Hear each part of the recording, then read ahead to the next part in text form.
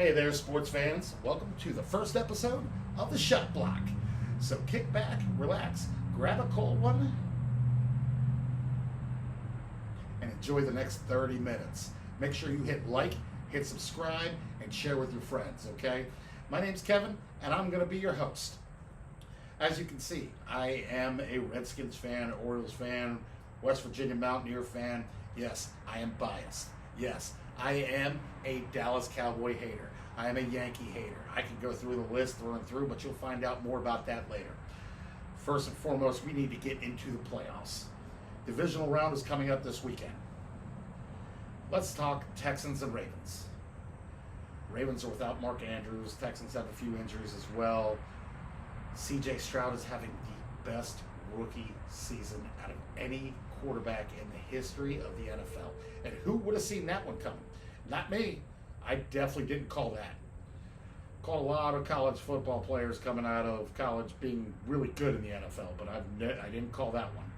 I kind of figured he would have fallen in place with a few other QBs and a few other Ohio State alum that don't seem to pan out too often. However, he's killing it. I'm not going to get into his stats. I don't need to. That man is a beast. How many receiving yards or how many yards he's thrown for? It's ridiculous. Well, with that being stated, he is running to a buzzsaw. He's running into the Ravens. Now, the question is, does a week off hurt the Ravens? I don't think it does. Now that they have Delvin Cook, they have a running game. I'm a firm believer in a strong running game. They had one all year anyway, with next to nobody as the running backs. You could plug in Dobbins on your fantasy team, and one week he could get you 3 points, and the next week he could get you 20. It was ridiculous how up and down each running back was, but they seem to make it work. That's why they're the best in the AFC. That's why they have the number one seed. Not to mention the MVP. Yes, I'm calling it now. Lamar Jackson will be your MVP of the AFC. You know, if you're going to look at this from a fan aspect, I don't hate the Ravens. Matter of fact, I'm going to join their bandwagon. Go Ravens. I love to see the Ravens whoop up on the Texans. C.J. Stroud, it's been a magical fun time, but you're, 9.5 point underdog? The over-under is 43.5. I put my money on the Ravens to actually win, and not only win, but to beat the spread. You heard that first. That's right from me. Lamar Jackson's just too good. It's just not going to happen. All right, so Packers and 49ers. Yo, Green Bay, way too beat up on Dallas, baby. Go, Pack, go! Now you're running up to the 49ers. It's not going to be the same thing. Yeah, you're on the road again. Yeah, it was fun, the wild card weekend.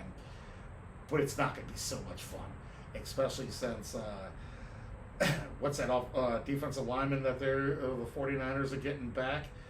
I can't think of his name right now, number 91. I'll tell you, that's the best defensive line in football. Not to mention Christian McCaffrey. Brock Purdy's a good quarterback. Mr. Irrelevant is better than advertised. Granted, he's got a plethora of weapons around him, and Kittle is one of the best tight ends in football. It's going to be interesting to see how this game plays out. I think it's going to be a little bit closer than the 9.5 spread on this one as well. Not much weather to worry about being in San Francisco. Might be a little chilly. Whereas in Baltimore, it's going to be 20-degree weather. So Houston from a dome, But moving back to Green Bay and the 49ers, I just think the 49ers are too strong. You know, I forgot to give you what my score Houston-Baltimore is going to be. It's going to be 35-14 Baltimore. Now, 49ers and Packers. Jordan Love, he is on fire. Can't say anything negative about this kid. He looks kind of like Aaron Rodgers or Brett Favre in a sense. He's throwing the ball up, and the guys are making plays for him. He's a good quarterback. Having learned under Aaron Rodgers, I think really benefited him. I think that he knows more about the game than it seems to be, and I think if they can add a few more pieces next year, this Green Bay team could be really good, and they could possibly have another quarterback for the next 15 years. Here's the thing. It all depends on Jaden Reed and whether or not he'll be their leading receiver moving forward. For right now, the Packers they're a decent team. And they did something extraordinary last week. They went into Dallas and they won, which isn't easy to do. That was the first loss in, 16, 17 games that Dallas had at home. So that's not easy to do. My Redskins sure as hell couldn't do that in the last few years, so go figure. Then again, we suck. Yeah, you heard me say it. The Redskins freaking suck. Cannot wait for the next coach. Now that we got a new GM, that's awesome. But I digress. Let's get back into San Francisco and the Packers. San Francisco's just too strong, too much of a matchup. Their over-under is 50.5. I would go ahead and bet the under on this one. I think it's going to be the 49ers 28, the Packers 10. That's just the way it's going to be, or the way it seems to be going. Now, let's talk about what one of the closer lines in the divisional playoffs, or divisional weekend of the playoffs. Buccaneers and Lions. Lions are favored by 6.5. The over-under is 48.5.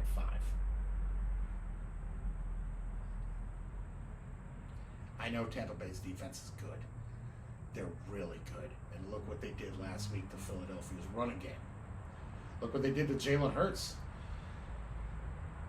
It's not going to happen this week. The Lions are too strong. The receiving core is too strong. They have playmakers everywhere. I just don't see it happening. I don't see another upset for the Buccaneers. Yeah, Tampa Bay is a great story. I mean, look at what Baker Mayfield has been doing. Baker, you're resurrected, at least for one season. Great numbers. But you have playmakers, too. You finally have a decent team. Sorry about your time in Cleveland. That had to have been brutal. I feel for you. I know my stepdad is rolling over in his grave right now thinking, how can you talk bad about my Browns? Well, I can talk bad about the Browns. Joe Flacco was a great story. But, you know, he's an old man. He pretty much, in practices,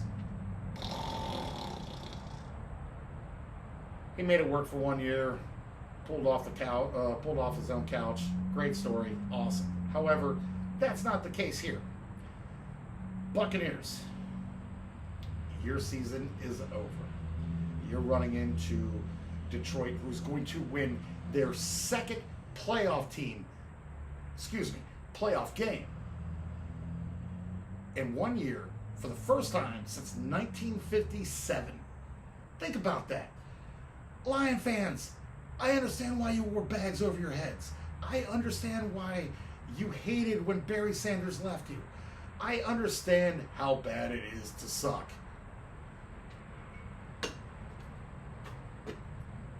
I understand. But you're going to move forward. You're going to be playing for the NFC title game. It's going to happen. You're going to be playing San Francisco next week. It's going to happen. Mark my words. You heard it here first. Well, maybe not first, but at least on YouTube for this channel, it's a first. Now, the most intriguing matchup of the weekend. Chiefs and Bills from Buffalo. I don't know how cold it's going to be there. I know it's not going to be as bad as it was last week with the snow. I know it's definitely not going to be as bad as it was with the Chiefs or in Kansas City. That negative, almost 30 wind chill. I live in Florida now. I can't even fathom that. Screw that. That's why I live here. even though Florida has seen a little bit of snow up in the Panhandle this weekend. But Patrick Mahomes versus Josh Allen. Patrick Mahomes, your receivers can't catch a cold. Probably the most drops in the NFL. Josh Allen, some of the most turnovers in the NFL. I think this game is going to come down to who makes the least amount of mistakes. Home field advantage does come into play. It's a 2.5 spread in favor of Buffalo. 45.5 over under. It should be intriguing. I don't know if I can sit there and bet against Mahomes. But you kind of want to let Buffalo win. They deserve it, don't they? 4 Super Bowls, 4 losses, 4 in a row. Haven't sniffed one since. That's rough. I mean, really rough. I don't know how to sit there and look at this one. But I got to make a choice. I can't bet against Mahomes. So, Chiefs. Oh, sorry, Florida State fans. That's for the Chiefs. That's not for you. It'll never be for you, because what kind of girls go to Florida State? Hoes. Yep, I said that. All in good fun, kids. If you can't take a good laugh, if you can't laugh at yourself, who can you laugh at? All right, so with that being stated, there's a few coaches that are looking for homes. Jim Harbaugh's looking for a spot in the NFL. I say, come to DC, Jim. I understand that we're looking at Detroit's offensive coordinator, and that's not a bad hire. Young, up-and-coming coordinator, possibly could be a good head coach. We don't know. I'd rather see Jim Harbaugh. Proven winner. We're going to get 10 seasons out of him, more than likely. He's close to his brother. Jim, come close to your brother. Come close to your brother. Create a rivalry with Baltimore. The Ravens want a rivalry with the Redskins for some reason. So let's give it to them. I don't see it happening. I do actually see him landing in San Diego. Well, excuse me, LA, with the Chargers. Justin Herbstreit. It's kind of a... Justin Herbert, excuse me. It's kind of intriguing. It's kind of interesting. And I think that's actually a better spot for him. Bill Belichick, just go ahead and side with Atlanta. The Falcons need you. You're used to going from one major owner to another major owner. Now, I know Blank isn't the owner anymore, but you'll be able to get everything that you want. You'll be able to get full control in Atlanta, and then you can start looking for a quarterback, which you can trade up with the Bears to do, because I think the Bears will end up trading down. We'll get into that in just a second. So, Belichick just signed with the Falcons. You know that's where you want to be. It's a little bit warmer weather than you're used to in there in New England. And the Patriot way may work down there if you can find a QB of the future. As for everybody else, who knows? I can't call it. Those are just my 2 predictions with the 2 biggest names.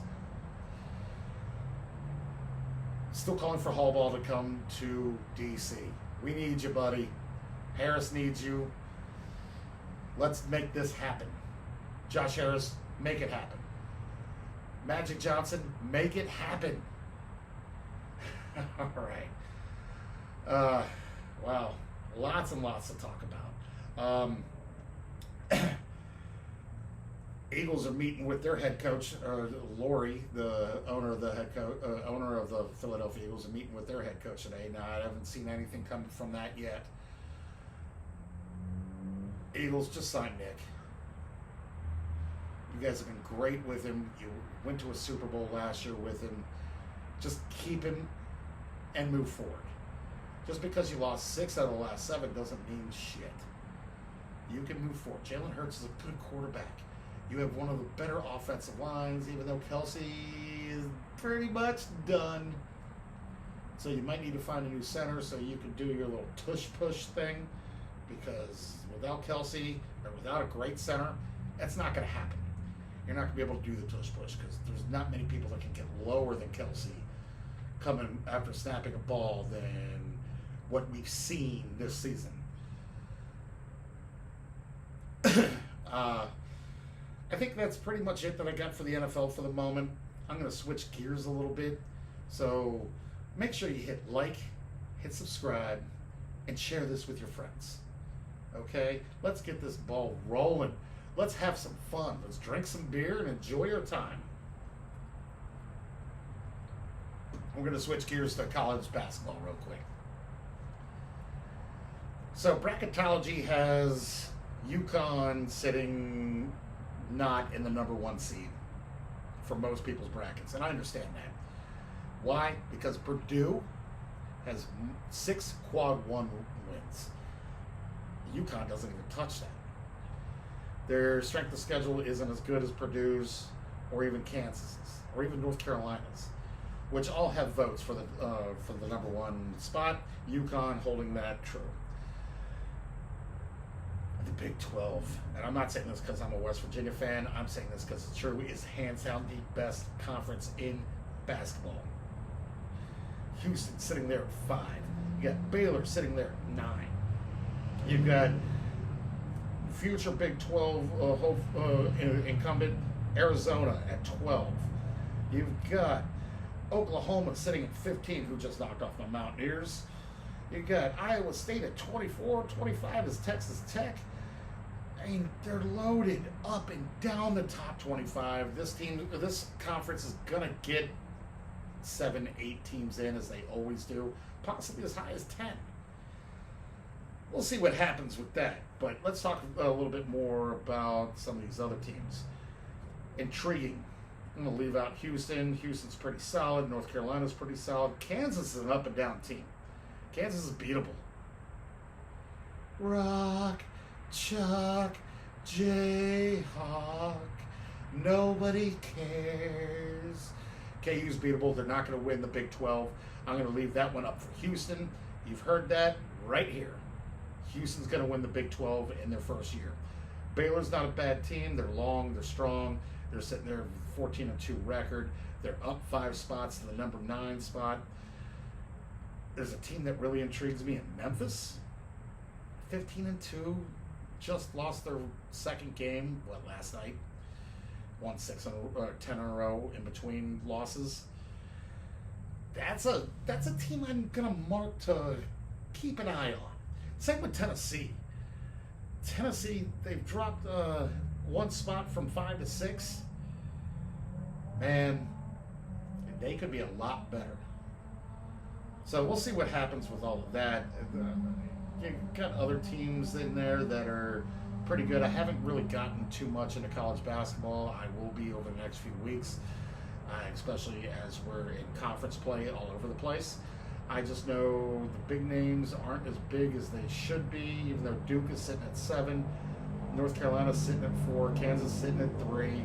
So yeah, you got some big names in there. Where is Kentucky? Sitting at 8 at 12-3. Let me tell you, what a joke. Trey Mitchell, I hope you choke. I hope you make a Sweet 16 run and choke.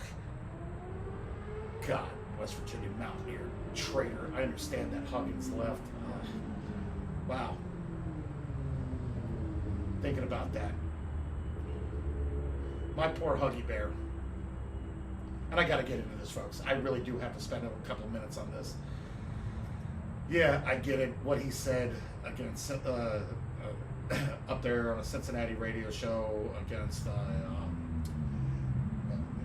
some school, Xavier, calling them Catholic F words when referring to gay people. I get it. You were mad there in Cincinnati for some other reason. You had disparaging.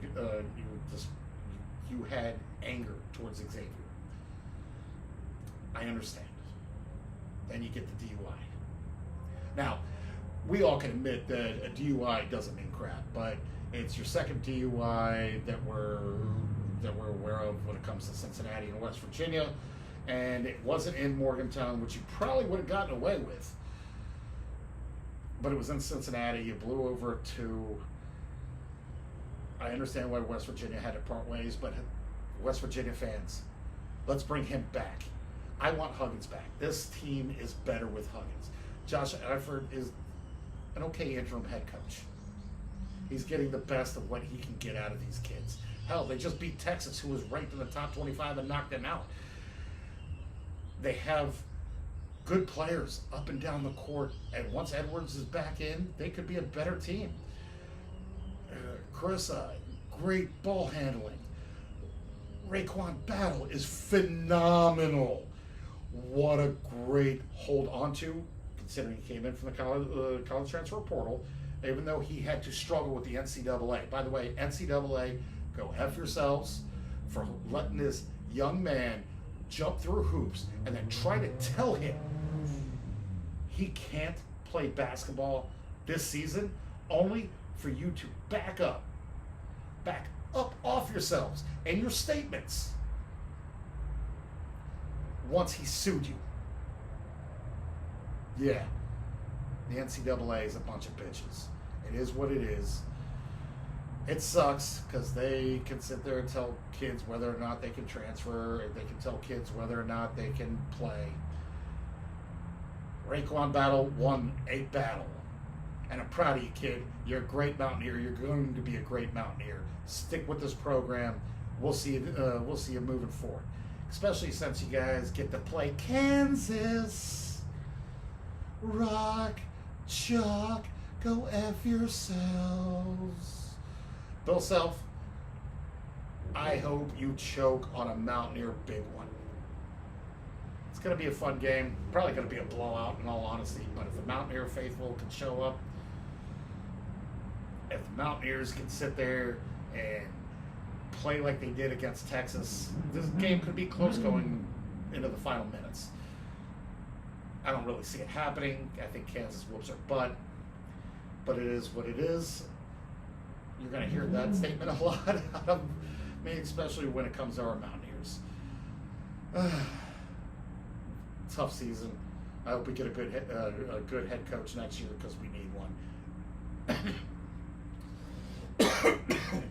Excuse me. Eifert isn't the guy. Eifert, whatever his name is. He's a good assistant coach. Let's put him back on the bench. All right. We're going to keep moving forward. And my next topic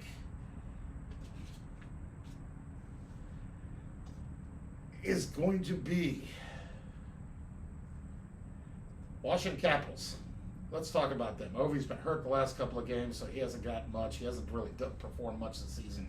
For some stupid reason, we're us as fans are going to vote him into the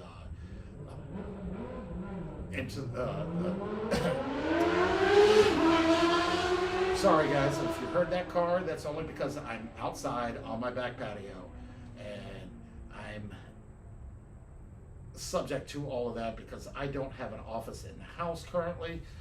Eventually the office will be taken care of, and I'll move in there. However, our Capitals, power ranking is 17th.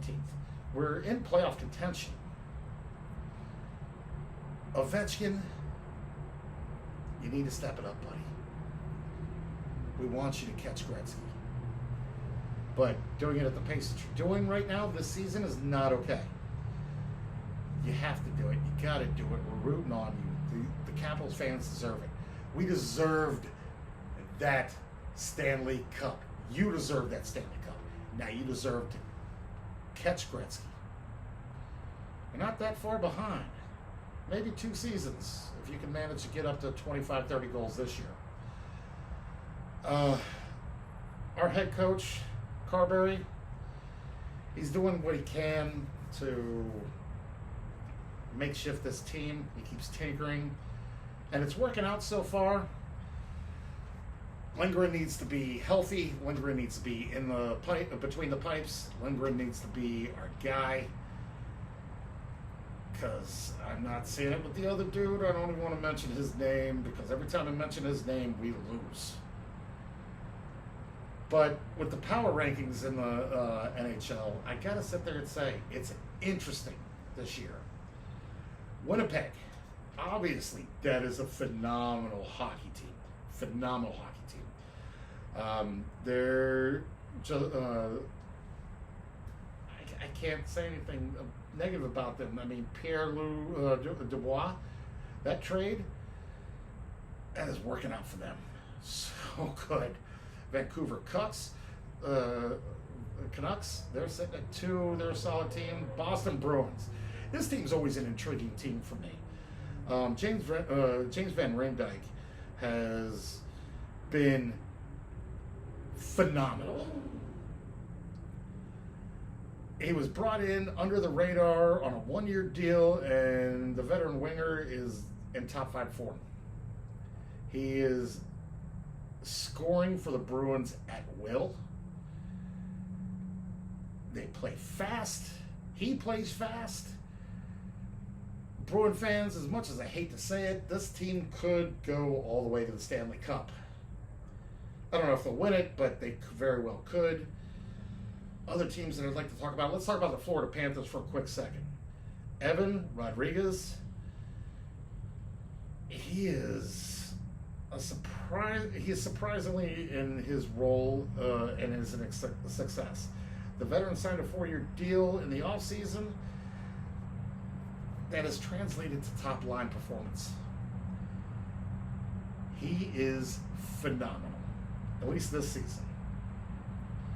And when he gets top minutes, along with Barkov and Reinhart, that's a hard line to beat. So we'll probably see you guys going deep in the playoffs. New York Rangers, you're sitting at the 6th spot. Overrated. Dun, dun, dun, dun, dun. Overrated. Nobody cares about Dallas Stars. Vegas is always an interesting story. Since their inception, they've been a top 10 team pretty much. However, I would like to talk about the Pittsburgh Penguins. They did a great job at hiring or signing Erik Karlsson. 1-year deal, $1.5 million. But you're overrated. You're not going to make the playoffs this year. I understand you're sitting 15th in power rankings according to ESPN. Overrated. Capitals beat you. Overrated. I said it, so it is what it is. New Jersey Devils. This one's for one of my buddies. I want to talk about this for them for a moment. They're sitting with 16th, right above the Capitals when it comes to power rankings, according to ESPN. They have a rookie sensation in Nemec. He was the number 2 pick in the 2022 draft. He's pretty solid as a 19-year-old, but he's 19. He'll falter down the line. You can't rely on him. Your goalie play is mediocre at best. Your defense is mediocre at best. You have one good scoring line. You're barely holding on. Your guys aren't going to make the playoffs either. So that's what I'm going to go with hockey. Actually, no. Let me talk about Tampa. Tampa, who is normally a top 5 power-ranked team. You're all the way down to 19. Though you moved up from 22, your points percentage is at 56.67. You get Buffalo, Detroit, Philadelphia, and Arizona. Jonas Johansson isn't expected to play or be leaned on lately. So he was signed in July on a 2-year contract at the start of the season, but Andy Valesky, I can't pronounce that name, underwent surgery in September, and it's all fallen on him, and he sucks. He's garbage. Garbage. So we'll see what happens with Tampa Bay, but keep your eye on them. That's a sneaky good team. They could move up quickly. At least typically they're a sneaky good team, so I don't expect them to stay down for long.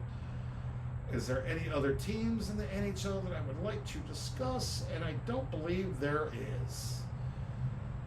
So we're going to move forward. Actually, I want to switch gears back to the NFL real quick because I want to talk about the Bears situation. I know I'm kind of all over the place, but stuff pops into my head. That kind of happens. With the Bears, good God, what are they going to do with the number 1 pick? I think they end up trading down. I honestly do. I think they trade down. I don't think they take the number 1 overall pick. I think they hold on to Justin Fields, which I think is a smart decision. I think they need to to draft in the first round. If you draft down, do it for at least 2 more first rounders, in addition to 2 second rounders, 2 third rounders, which I think is all fair. And you go ahead and you take a lineman in the first round, a lineman in the second round, a lineman in the third round, all offensive line. You need to protect Fields. Fields is an intriguing quarterback. He has potential, but you're not letting him reach his potential by not giving him an offensive line. He has no weapons on the outside of receiver. He's barely got any running backs, and there's no defense in Chicago. God, reminds me of talking about. Yep, we suck. That's why we have the number 2 pick. I bet you Carolina's pretty much butthurt that Chicago's got the number 1 pick overall right now. So that's what I think is going to end up happening. I think the Redskins end up taking Marvin Harrison Jr., but we'll get into the draft a little bit more as it gets closer. Let's see. My next topic. College football. It's my favorite topic, actually. West Virginia will be ranked next year. Probably in the upper 20s. That's what I think. Probably about we're between 22 and 25. Well, when I say upper 20s, meaning top 25, ranking the upper 20s. They have a lot actually returning, and I think they're going to be a lot of fun to watch. I think quarterback play with Green is better than advertised. I think we have a plethora of running backs. We have some good wide receivers. We've added players through the transfer portal. We've only dropped a couple. I think this thing could be really, really good depending on how good of a coach Brown is. Now, I'm not a Neil Brown guy. My fellow Mountaineer fans will understand I am not a Neil Brown guy. There's a lot of us that aren't. We're called Fairweather fans by the other Mountaineer fans who is, oh, Brown, yay! This is the first season he's done something good. I give him my hats off. Brown, congratulations on a 9-4 season. Congratulations on beating a North Carolina team without Drake May, who is one of the best quarterbacks in the NCAA. Good job. But a win's a win, and you can only play the people in front of you. But we beat North Carolina without Drake May. Think about that. You go up against a second-rate quarterback, and you whoop up on him.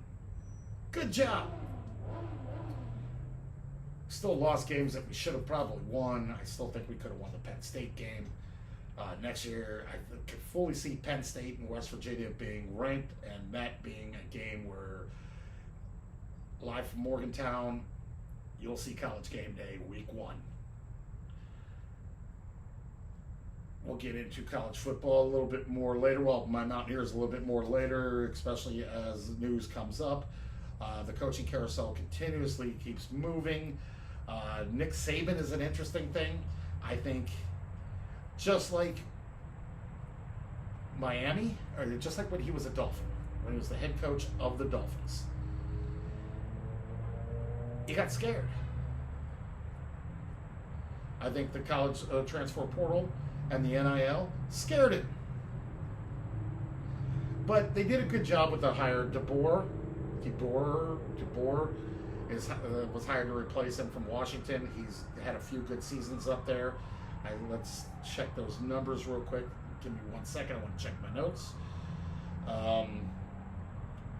He was a 10-0, and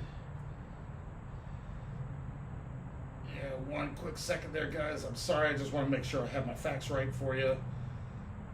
Played in the national title game, got their butts whooped. Yeah, we all know that.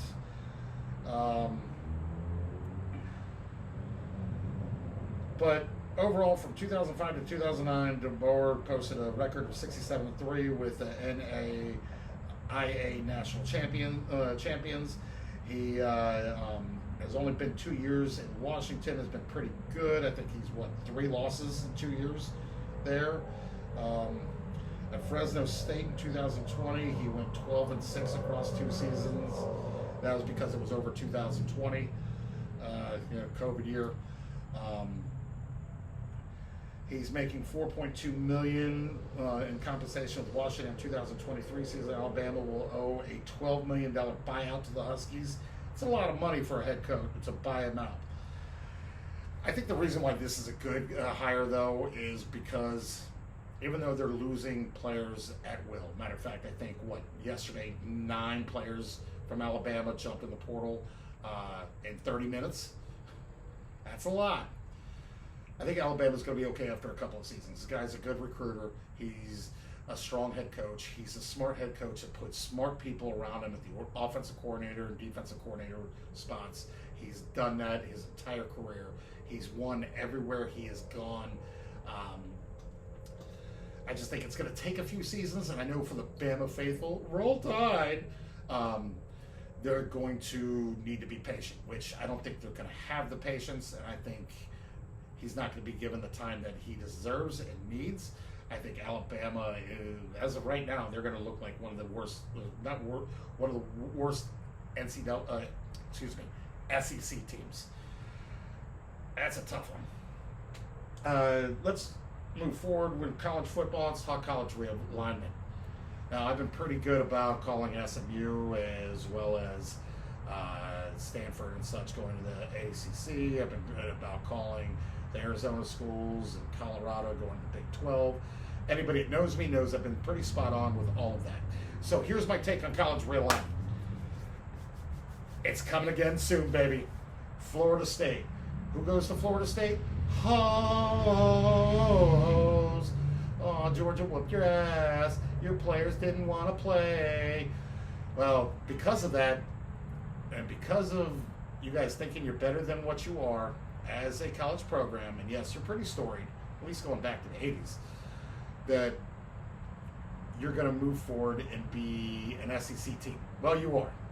You've already started suing the ACC. You're making the case to sit there to get out of the ACC. You want to be in the SEC. Well, that's going to happen. I don't know if hopefully will happen this year, so we can get the ball moving on getting rid of the ACC. Because once you go into the SEC, Miami will. Then North Carolina and Duke will join you in the SEC. Same with Georgia Tech and Wake and NC State. They will all be SEC teams, both football, basketball. You're hearing it right now. The Big 12 will sit there and jump on Virginia Tech, UVA, Pittsburgh, Louisville, Boston College, Syracuse, and all you other schools from the ACC, if there is any, you're going to be in the Big Ten. It's going to happen, and it's going to happen by 2030. I've been right so far on everything. I wish I would have started this YouTube channel probably about a year ago so you could show you that I was right about everything. We'll have some friends on. I'll have some friends on that will actually tell you that I was right about everything in about a month or so. So, what do you think? You like the show so far? I hope you do. I hope you hit like. I hope you hit subscribe. Dyslexic moment. I hope you hit subscribe. I hope you share this with your friends. I hope you leave a comment on what you want me to discuss next week. This show's just going to get better. This is my first episode. I was probably a little bit too all over the place. Not exactly a sports talk writer or analyst. I'm just me, just your average couch coach. So for you Mountaineer fans that don't like my take on Neil Brown and want to call me a couch coach, I am a couch coach. And I also am a hater. And I don't care what anybody says, because my opinion is my opinion, and that's all it is. I hope to see you guys next Friday, because that'll be episode number 2. Well, hopefully you'll drop a few comments below to let me know what you want me to talk about, whether you're a Tennessee fan in college football or you're an NBA fan or whatever. Oh, speaking of NBA, I do want to touch on one subject. Erik Spoelstra, my man. I can only say that because I've been divorced. Hey, I've been offered a $120 million contract while I was going through my divorce. I would have 100% said, wait till I divorce. Sign me the next day. Screw your ex-wife out of $60 million. I love it. That is the best thing in sports. Good job, Erik Spoelstra. All right, sports fans, we'll see you next Friday. Hopefully we'll have a few topics from you guys for me to talk about. Make sure to hit like and subscribe and share this with your friends. Thank you very much for tuning in. Have a good one.